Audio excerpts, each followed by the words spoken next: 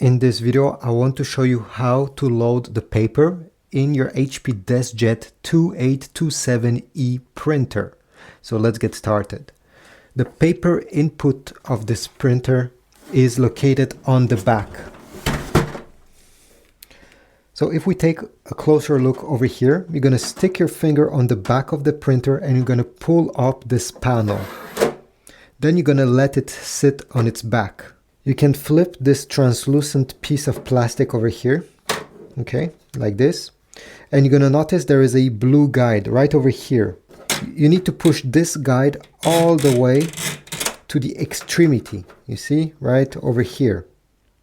Now, take your stack of paper, align it, and simply glide it like this. You don't have to push it, you just have to let it sit in this position.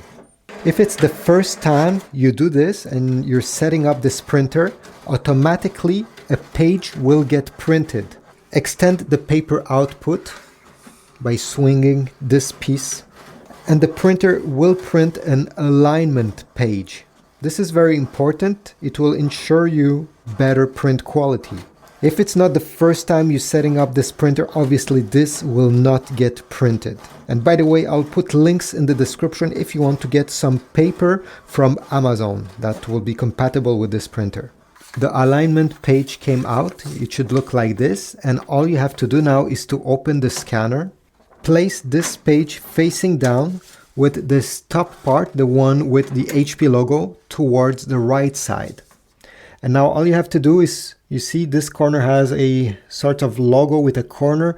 Well, push this paper until the corner of the paper touches the corner with that logo, this way. Now close the lid. On the display, you're gonna see the letter A flashing. This is for alignment. And you're gonna press this button right over here, the last one from the control panel, once. It will scan the page and it will align the print heads.